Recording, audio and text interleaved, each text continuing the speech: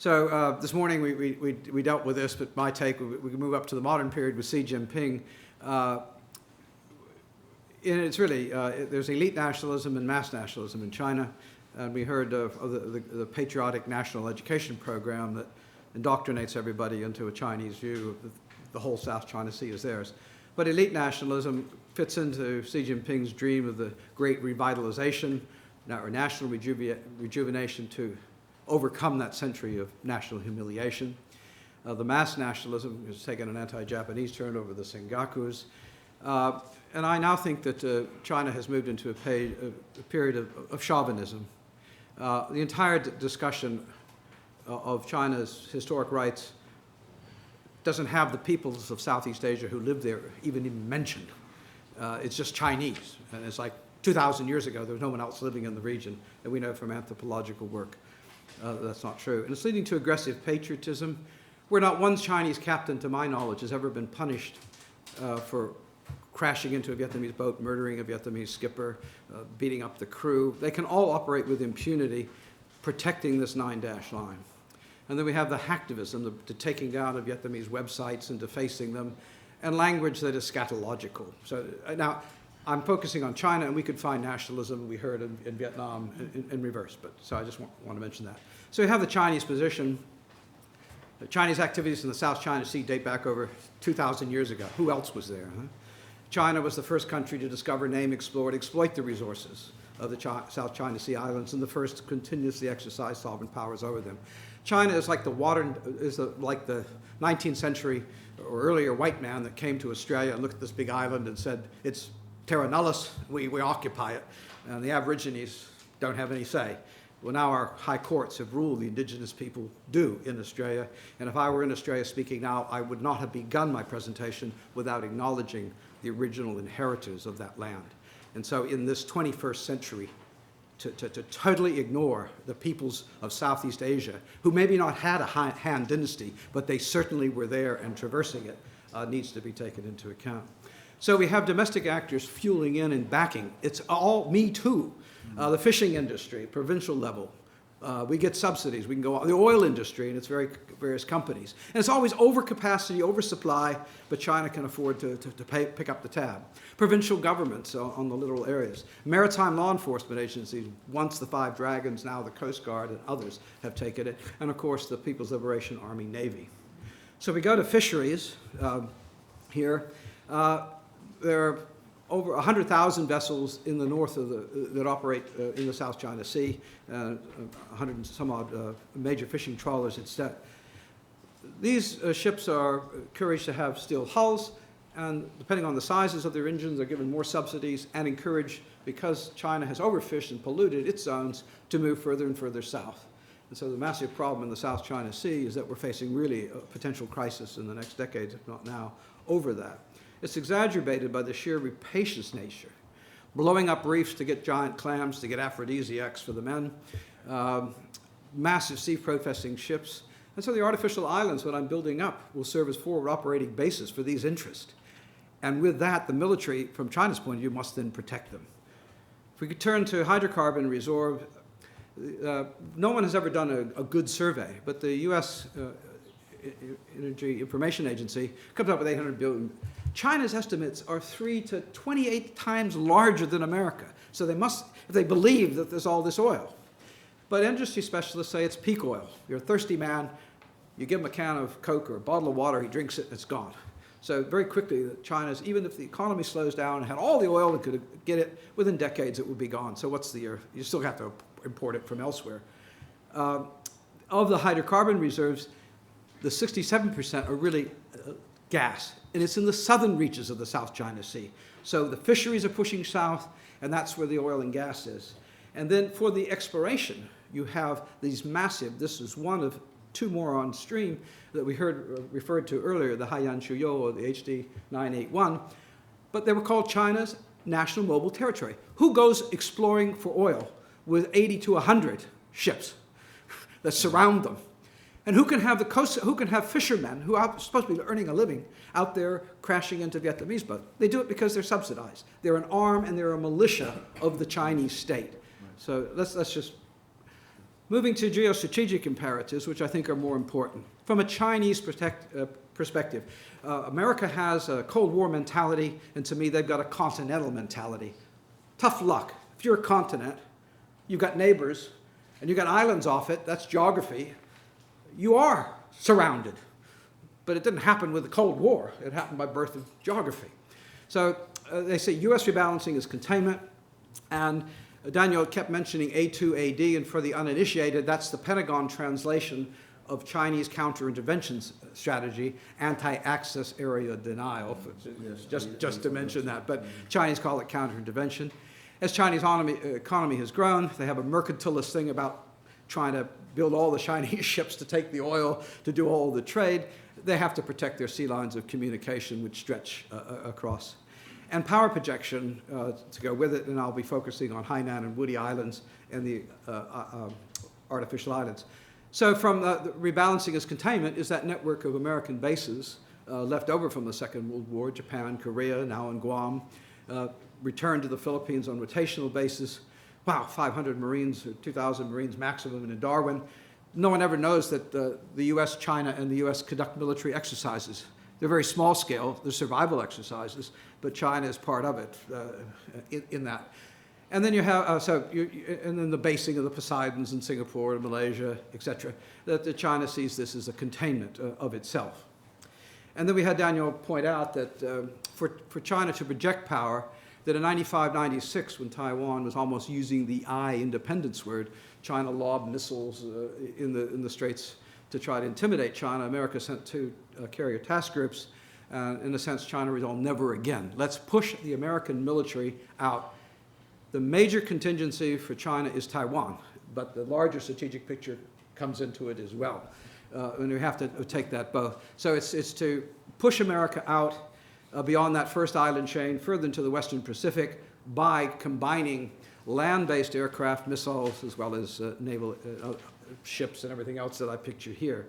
So that is to secure. The southern flank is vulnerable.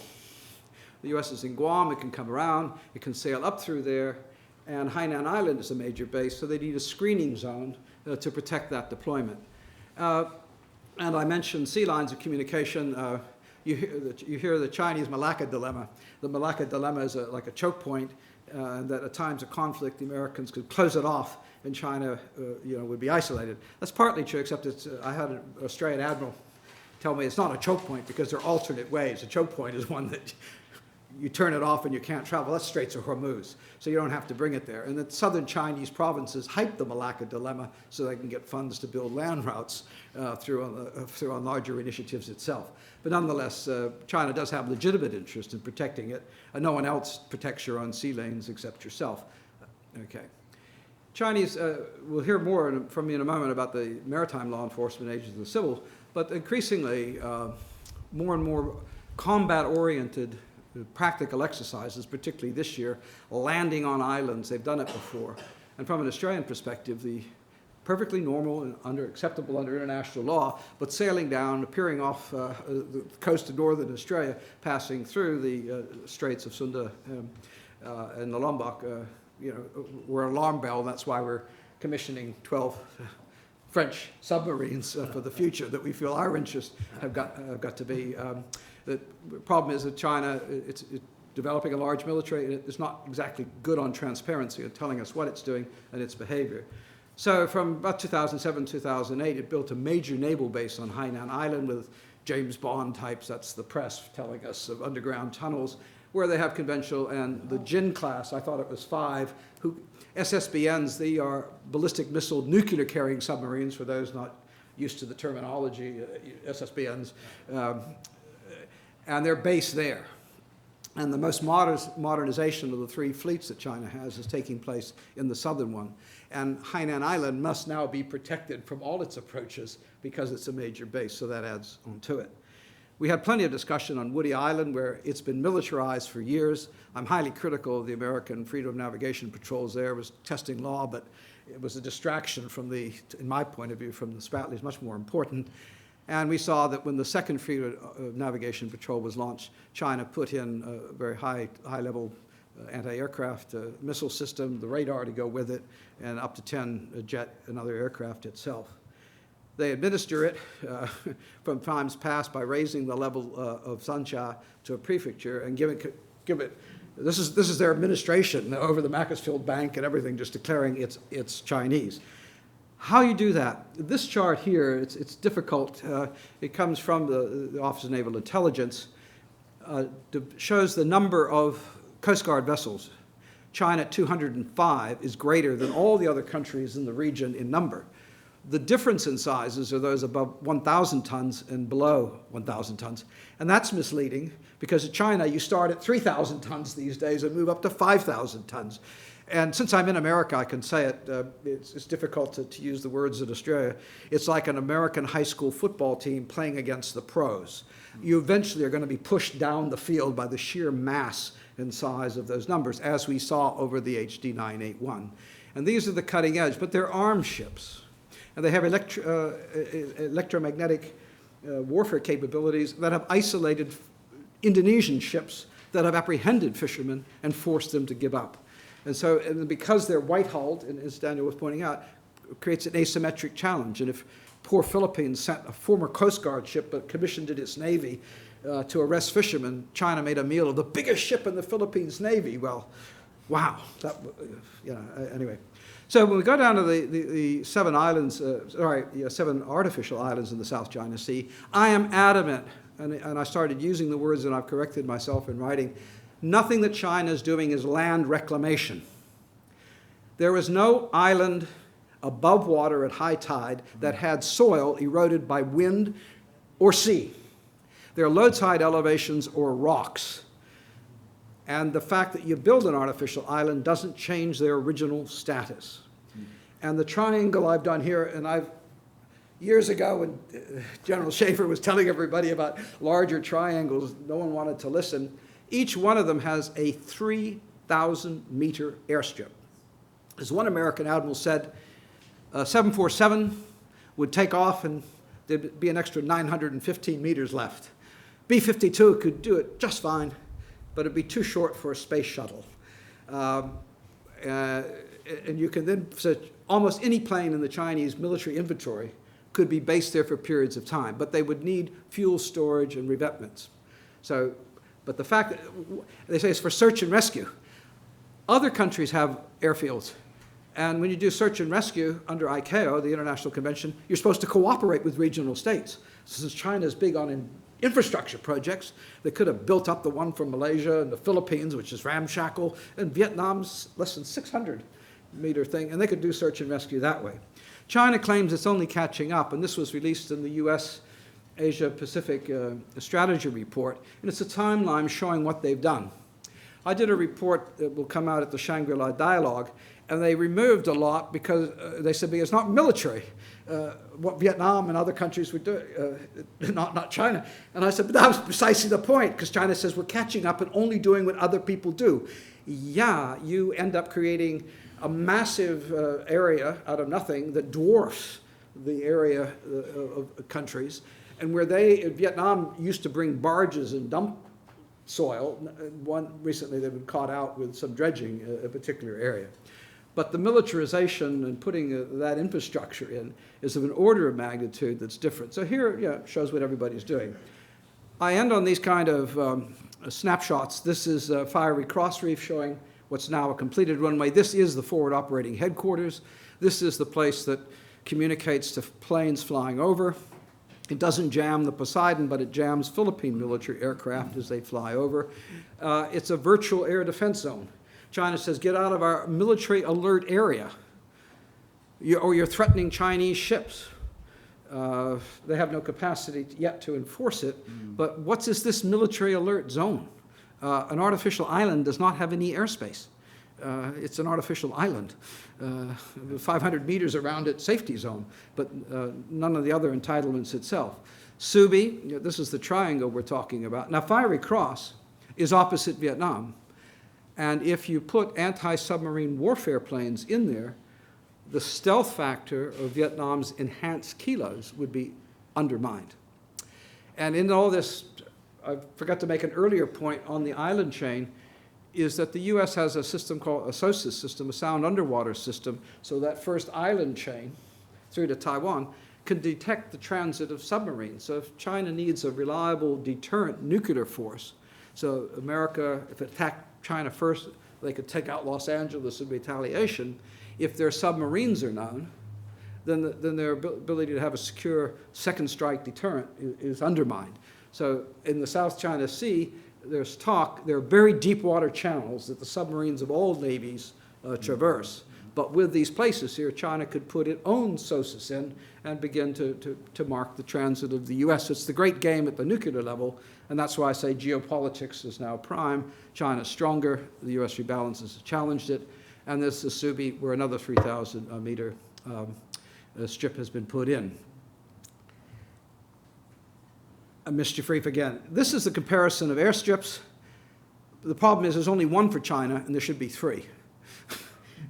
So there's, that is the size. And in the Philippines, one of my former students, this is their Western Command commander, took journalists there, and the plane almost went off the dirt runway because it's so bad. When China is only catching up, whatever. Now, let me just end with 2 points, 2 slides. What's the purpose? China says it's building these islands to improve the living conditions of Chinese that are there, providing meteorological data. You remember in 1988, 87, that was the pretext for seizing Fiery Cross Reef from the Vietnamese and killing 60-odd Vietnamese engineers. Scientific research, search and rescue, shelter for fishing boats, a base for oil exploration, support for the Coast Guard. And of course, as I say, when all these assets are there, you've got to defend them. And then China says it's based on the level of threat. So whatever the U.S. does in the Philippines is a wonderful pretext. America does this, we must step up our military defense capacity. I'm at the Australian Defence Force Academy, and I don't speak for the Defence Department, but the University of New South Wales employs us, so we have freedom in Australia, academic freedom dealing with our military. But the people I talk to, and American admirals in public, say these will be forward operating bases, or post, really. And they have not yet put in fuel storage, which would tell us exactly what capacities they would have. But they have constructed piers for naval combatants. They've landed military aircraft but not kept them there. Senior Chinese commander recently visited. Long-range radar, so China would be able to pick up and know quite well what's going on there and respond, and the response would be to get out of our area or to shoulder you away from that. Advanced anti-aircraft missile systems, in an air defense identification zone. So I was prompted to add a new slide to this. As a result, I wanted to ask Enrico this morning, we used the word to demilitarize. There is that massive debate between the US and China on militarization, who's doing it. And it calls for a definition. What I've tried to do is say, it is a spectrum of activities. In the ordinary dictionary sense, militarization means to give a military character to a place. I'm at the University of New South Wales on the Defense Academy. All my students are cadets and midshipmen. It's militarized. They're wearing uniforms. And occasional security guards carry sidearms when the security threats go up. Okay, so you do that. To all the way over, militarization is putting in place, the fortifications were listed in Enrico's case. The fortifications and naval vessels, I think, were the only 2 items. Making preparations for war, putting in that breveted hangars, fuel storage, and the kind of offensive amphibious forces, etc. So one of the problems of defining militarization is that a 3,000-meter-long airstrip can support search and rescue. It can have Airbuses of tourists flying down from China. It could do medical evacuation. You could host a conference of Yale scholars and fly them out there, or scholars friendly to China. So that's dual use, and they could rapidly change. But when you move over to the red line, it's offensive capability, and that's militarization. And it would be for the leaders in the region to define what that is. So I'm 14 seconds shy of the 20 minutes, so thank you.